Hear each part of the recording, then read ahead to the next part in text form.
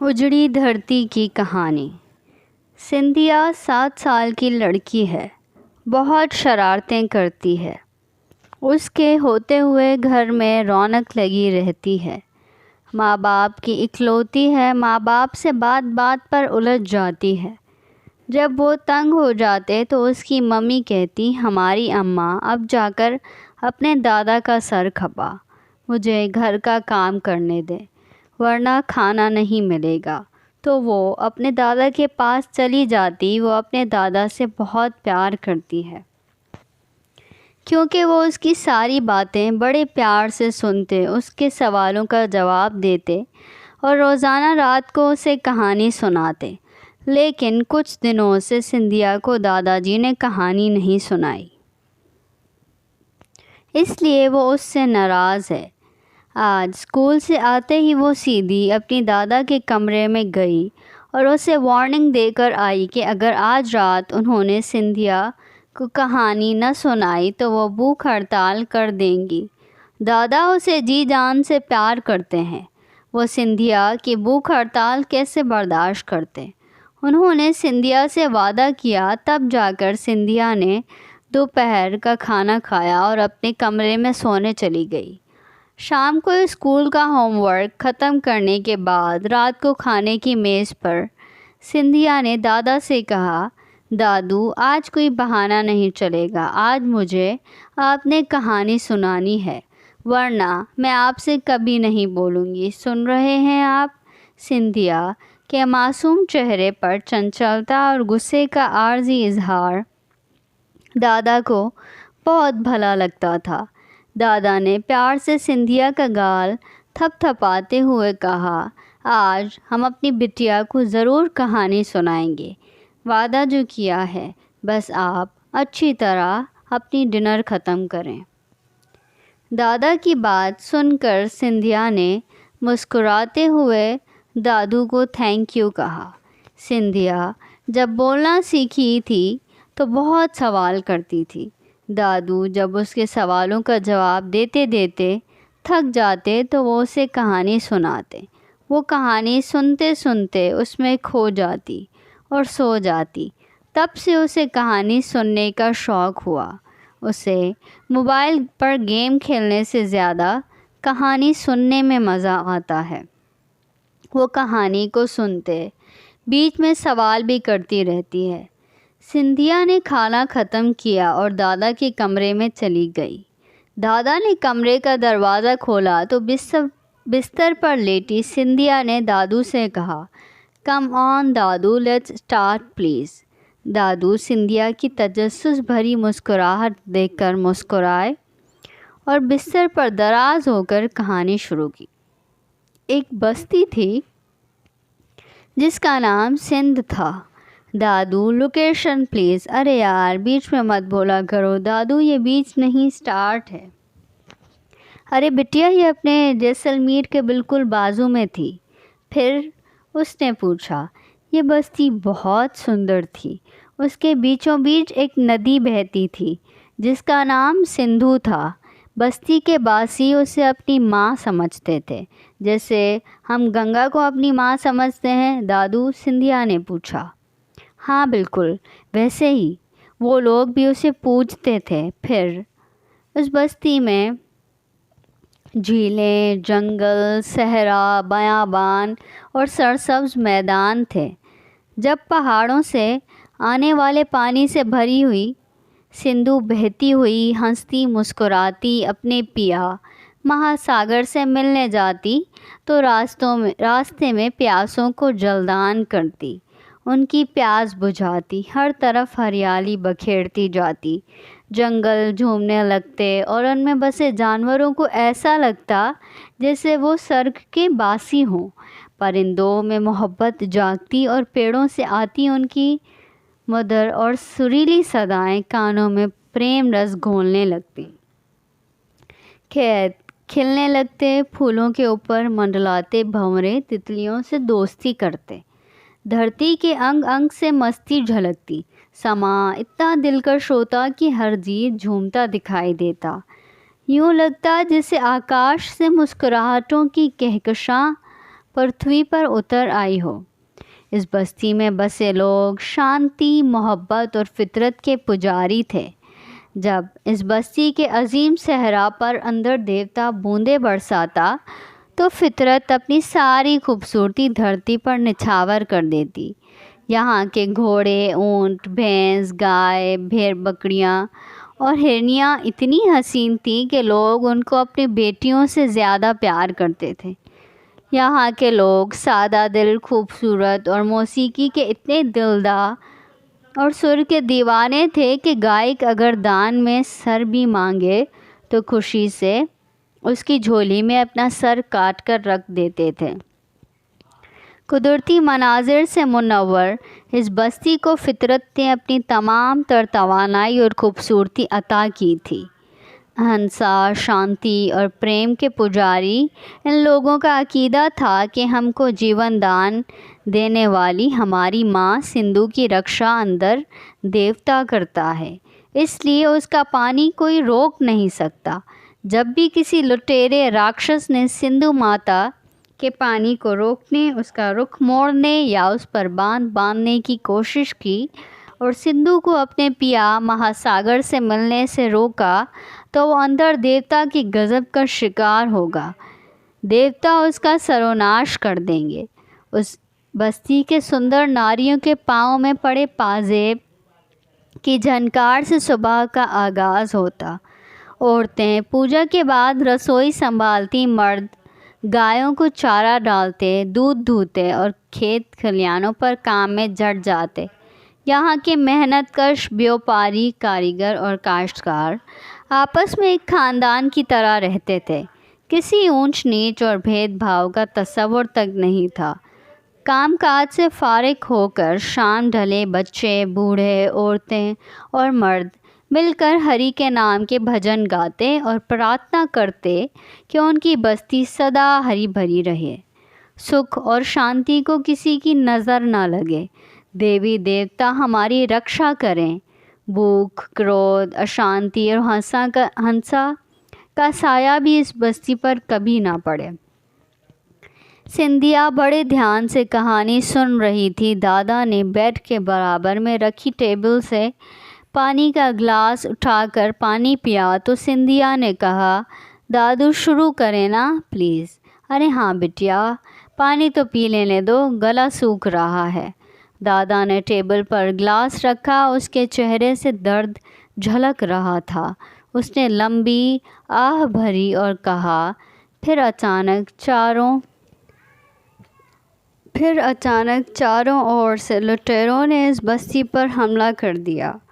उन्होंने बस्ती के घर उजाड़ दिए, उनको आग लगा दी, जानवरों को हंका कर ले गए, नारियों को उठा ले गए, जवानों, साधुओं, संतों, बच्चों और बूढ़ों का कत्ले-आम किया, जिससे नदी का पानी सुर्ख हो गया। ये लोग वैशी और राक्षस थे जिनको फितरत की हर चीज़ से नफ़रत थी, जो सिर्फ़ अपना पेट भरने के लिए कत्लो गारतगिरी करते, जो अज़ल से भूखे, नंगे, बेघर भेड़िए थे। उनमें न कोई इंसानियत थी, न कोई शर्मो हया थी। वो बच्चों को मारते, उनसे ज़्यादती करते और उनको कत्ल कर देते थे। औरतों की अस्मत दरी करते, उनको रुसवा करते, उनको बांदी बनाकर रखते। परिंदों और जानवरों का शिकार करते। वो अपने बच्चों से ज़्यादा शिकारी कुत्तों से प्यार करते थे। मछलियाँ और मेंढक तक उनसे पनाह मांगते थे। उन्होंने जंगल जला दिए, पेड़ों को काट कर कारोबार शुरू कर दिया, पहाड़ों को रेज़ा रेज़ा करके बेच दिया, बस्ती की नदी सिंधु पर बांध बांध कर उसे कैद कर दिया। पानी सिसकने लगा। नदी अपने पिया को मिलने के लिए तरसने लगी। वो दिन रात तड़पती, अपने पिया को याद करती और रोती। रोते रोते उसके आंसू खुश्क हो गए थे। उन लोगों ने मिलकर नदी के कोमल पेट को चीर दिया था।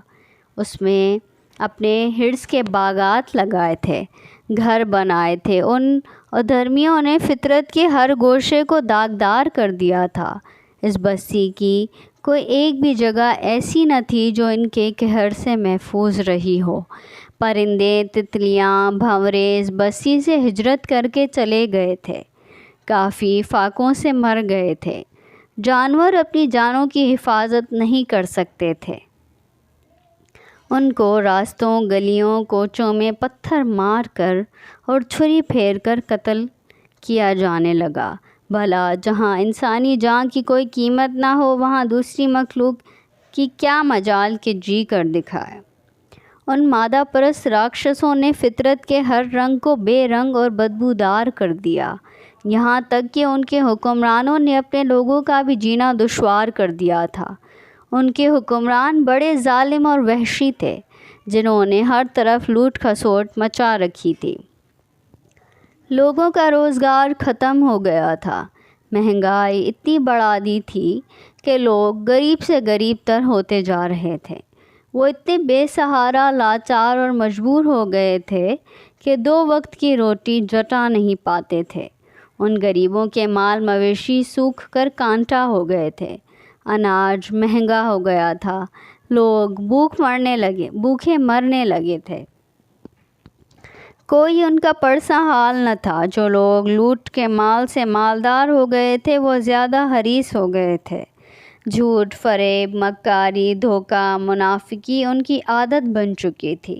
ان کو کسی پر بھی دیا نہیں آتی۔ بھوکے اور نادار لوگ جب روٹی کا تقاضا کرتے، روزگار کی مانگ کرتے، اپنے حقوق کی بات کرتے تو ان پر لاٹھیاں برستی، ان کے سر پھٹتے، ہڈیاں ٹوٹتی، ان کو جیلوں میں بند کر دیا جاتا، سولی پہ لٹکایا جاتا، انہیں تشدد کر کے مارا جاتا اور لاشوں کو پہاڑوں، ویرانوں، راستوں پر پھینک دیا جاتا۔ ان کے ورثاء اپنے پیاروں کو پاگلوں کی طرح ڈھونڈتے، روتے، فریاد کرتے، مگر ان کو انصاف نہیں ملتا۔ ظالم کی انتہا ہو گئی تھی۔ مجبور اور لاچاروں کے لیے کوئی قانون نہیں تھا۔ قانون تھا تو صرف راکشس لٹیروں کے لیے تھا، جو آئے دن اس سے آنکھ مچولی کھیلتے، لوگوں کو الٹا بھاشن دیتے کہ ہم لوگ آپ کی ترقی اور خوشحالی کے لیے دن رات محنت کر رہے ہیں، یہ بستی ترقی کر رہی ہے، اور دوسری طرف لوگ روٹی، کپڑا، مکان اور دوائیوں کے لیے ترس گئے تھے۔ ان کی زندگی اجیرن ہو گئی تھی۔ دادا خاموش ہو گئے۔ اس نے اپنا چشمہ صاف کیا۔ کہانی سنتے سنتے سندھیا کے معصوم چہرے پر بھی اداسی چھا گئی تھی۔ اس کی آنکھوں میں آنسو جھلملانے لگے۔ اس نے دادو سے سوال کیا، دادو، لوگ راکشس کیوں ہو جاتے ہیں؟ پتہ نہیں بٹیا۔ دادا نے چشمہ لگایا تو سندھیا نے پھر پوچھا، دادو، کیا اس بستی کے سارے لوگوں کو ان ظالم راکشسوں نے مار دیا؟ نہیں بٹیا، لیکن جینے کے قابل بھی نہیں چھوڑا تھا۔ حکمران انہیں تڑپا کر مار رہے تھے۔ پھر ایک دن اس بستی پر برسات ہوئی، جو ہر سال ہوتی تھی، جیسے ہمارے یہاں ہوتی ہے۔ دادو، ہمارے یہاں تو مونسون کی بارش ہوتی ہے نا؟ وہاں بھی ویسی بارش ہوئی تھی؟ سندھیا نے پوچھا۔ ہاں، لیکن اس دفعہ بارش تھوڑی زیادہ تھی۔ حکمرانوں کو محکمہ موسمیات والوں نے پہلے ہی بتا دیا تھا، لیکن انہوں نے کوئی تیاری نہیں کی، کیونکہ ان کو اپنے لوگوں کی کوئی چنتا نہیں تھی۔ وہ انسان ہی نہیں سمجھتے تھے۔ بارش تیز برسنے لگی تو لوگ پریشان ہو گئے۔ انہوں نے اتنی بارش پہلے نہیں دیکھی تھی۔ نہ ہی حکمرانوں نے انہیں بتایا تھا کہ اس دفعہ زیادہ بارش ہوگی اور بہت نقصان کر سکتی ہے۔ دادو کے چہرے پر اداسی کی چھایا بڑھتی جا رہی تھی، اور سندھیا کا معصوم چہرہ تجسس سے لبریز ہو رہا تھا۔ اس نے دادو سے پھر سوال کیا، دادو، مونسون تو نارمل ہوتا ہے نا؟ ہمارے یہاں تو سب انجوائے کرتے ہیں، پھر کیا ہوا؟ اس دفعہ ان لوگوں کے ساتھ بہت برا ہوا بٹیا۔ دادو کی آنکھیں بھر آئیں۔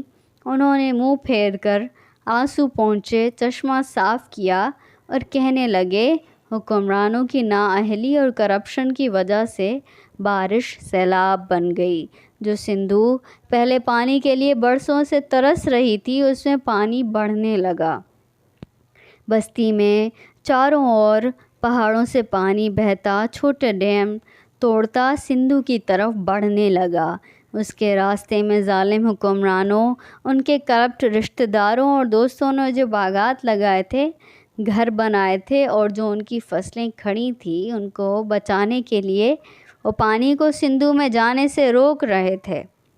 غریبوں کے گاؤں اور زمینوں کو ڈبو رہے تھے۔ وہ ایسا 10-12 سال پہلے بھی کر چکے تھے، لیکن اس وقت سندھو کے کنارے پر آباد گاؤں اجڑے تھے۔ انہوں نے دنیا کو وہ تباہی دکھا کر بھیک میں بہت پیسے بٹورے تھے اور سارے ہڑپ کر گئے تھے۔ غریبوں کو کچھ نہیں ملا تھا، لیکن حکمرانوں کا نالائق ٹولہ ارب پتی بن گیا تھا۔ اس دفعہ بھی انہوں نے ایسا ہی سوچا تھا، اس لیے وہ پانی کو سندھو میں جانے نہیں دے رہے تھے۔ پانی اپنی ماں سندھو سے ملنے کے لیے تڑپ رہا تھا۔ یہ ظالم اسے کبھی ایک طرف کبھی دوسری طرف گھما رہے تھے، اور پانی غصے میں غضبناک ہو کر گاؤں کے گاؤں اجاڑ رہا تھا۔ معصوم بچے، بوڑھے، عورتیں، مرد، جانور، کھیت، سب کو ڈبو رہا تھا۔ جھیلیں بھر گئی تھیں، لوگوں کے ساتھ جانور بے بسی کے عالم میں مر رہے تھے، بچنے کے لیے بھاگ رہے تھے۔ چاروں اور تباہی اور بربادی تھی۔ آدھی رات کو ظالم حکمران اعلان کرتے، نکلو، بھاگو، پانی تمہاری طرف آ رہا ہے۔ لوگ روتے، بچے بھلکتے، بوڑھے دہائی دیتے، خوف میں گربھوتی عورتوں کے بچے ضائع ہوتے، لیکن حکمرانوں کو ان پر کوئی دیا نہیں آتی۔ الٹا وہ کہتے، تمہارے کرم گندے ہیں، تم گناہ گار ہو، اس لیے خدا نے تم پر یہ عذاب نازل کیا ہے۔ ظالم حکمرانوں کی لالچ، حرص، حرام خوری اور کرپشن کی وجہ سے لوگوں پر جو مصیبت آئی تھی، اسے وہ معصوم لوگوں کے کھاتے میں ڈال رہے تھے اور دنیا سے بھیک مانگنے کے لیے کشکول اٹھائے گھوم رہے تھے کہ ہم غریب ہیں، اس مونسون کی بارش نے دیکھو ہمارے لوگوں کا کیا حال کیا ہے، خدا کے واسطے ہمیں بھیک دو، ہمارے لوگ مر رہے ہیں۔ ان کے چینل اشتہار چلاتے، لوگوں سے چندے کی اپیلیں کرتے، ہماری مدد کرو، لیکن خود کھرب پتی ہونے کے باوجود اپنی جیب سے ایک پیسہ دینے کو تیار نہیں تھے۔ دنیا کے ملکوں نے انہیں پیسے اور سیلاب سے متاثرہ لوگوں کے لیے بہت سارا سامان دیا۔ یہ پہلے کی طرح وہ بھی ہڑپ کر گئے، لیکن سیلاب کے ستائے لوگوں کی کوئی مدد نہیں کی۔ وہ بیچارے راستوں پر، چوراہوں پر پڑے روتے رہتے، بھوک پیاس میں تڑپتے، بیماریوں سے مرتے، لیکن حکمران ان کا حال پوچھنا بھی گوارا نہیں کرتے۔ صرف کچھ فلاحی ادارے تھے، ان سے جتنا ہو سکتا ان بے سہارا لوگوں کے لیے کھانے پینے، دوائیاں اور دوسرا ضروری سامان پہنچاتے۔ لوگوں کا بہت برا حال تھا۔ بھگوان کسی کو بھی ایسے برے دن نہ دکھائے، ایسے جینے سے تو اچھا ہے انسان مر ہی جائے۔ اور وہ آہستہ آہستہ مر رہے تھے۔ روزانہ 25-30 مرتے، جن میں بچے، بوڑھے، جوان اور عورتیں ہوتی۔ بستی ان کے لیے نرک بن گئی تھی اور وہ عذاب جھیل رہے تھے، وہ بڑی تکلیف میں جی رہے۔ سیلاب کا پانی ان کے لیے تیزاب بنتا جا رہا تھا۔ بیماریاں پھیل رہی تھیں، ہر طرف صرف درد تھا اور بے بسی کا عالم تھا۔ دکھ اب دادو کی برداشت سے باہر ہو رہا تھا، وہ اپنے آنسو روک نہیں پا رہے تھے۔ سندھیا بھی کہانی سن کر اداس ہو گئی تھی، اس کا خوبصورت چہرہ مرجھایا ہوا تھا۔ اس نے دادو سے اچانک عجیب سوال پوچھا، دادو، لوگ اتنا ظلم کیوں سہتے ہیں؟ ظالم حکمرانوں کے خلاف بغاوت کیوں نہیں کرتے؟ کیا ان سے ڈرتے ہیں؟ سندھیا کے اس اچانک سوال نے دادو کو چونکا دیا۔ وہ حیران ہو کر سندھیا کو دیکھنے لگے تو سندھیا نے کہا، بتائیں نا دادو، لوگ اتنا ظلم سہ کر چپ کیوں رہتے ہیں؟ سندھیا کے ایسے سوال دادو کو پریشان کر دیا کرتے تھے۔ وہ اس ننھی گڑیا کو ایسے سوالوں کا کیا جواب دے جن کا اسے خود بھی پتہ نہیں ہوتا۔ دادو نے کہا، بٹیا، ظلم اور جبر جب حد سے بڑھ جاتا ہے اور اس سے نکلنے کا مظلوم کو کوئی راستہ دکھائی نہیں دیتا تو وہ اسے اپنا مقدر سمجھ لیتا ہے۔ پھر وہ پرارتھنا کرتا ہے، دعائیں مانگتا ہے، ظالم کو کوستا ہے اور صبر کرتا ہے۔ دادو رکے تو سندھیا نے پھر سوال کیا، دادو کیا پرارتھنا سے ظلم ختم ہو جاتا ہے، ظالم مر جاتا ہے؟ دادو نے کہا، نہیں بٹیا، پرارتھنا سے نہ ظلم ختم ہوتا نہ ہی ظالم مرتا ہے، بس مظلوم کو کچھ وقت کے لیے تھوڑا سکون ملتا ہے۔ ظالم تو تب مرتا ہے جب مظلوم ظالم سے لڑنے کا فیصلہ کرتا ہے، جب مظلوم کو اپنی طاقت کا اندازہ ہو جاتا ہے، جب وہ اس بات کے لیے تیار ہو جاتا ہے کہ وہ ظلم سہ سہ کر مر تو ویسے ہی رہا ہے، تو پھر کیوں نہ لڑائی کرتے ہوئے مرے؟ اگر جیت گیا تو ظالم اور ظلم سے نجات مل جائے گی، وہ اور اس کی آنے والی نسلیں ہمیشہ کے لیے آزاد ہو جائیں گی۔ چلو بٹیا، کہانی ختم ہو گئی، چلو اب جا کر سو جاؤ، رات بہت ہو گئی ہے، کل اسکول بھی جانا ہے، مجھے بھی نیند آ رہی ہے۔ سندھیا بستر سے اٹھی اور اپنے کمرے میں جاتے ہوئے دروازے پر رک کر اس نے دادو سے پھر سوال کیا، دادو اس بستی کے مظلوم لوگ لڑنے کا فیصلہ کریں گے؟ دادو نے سندھیا کو اتاولا پن دیکھا تو بولے، ہاں بٹیا، ضرور کریں گے، اب ان کے پاس لڑنے کے سوا کوئی چارہ نہیں ہے، ورنہ ایسے ہی مرتے رہیں گے۔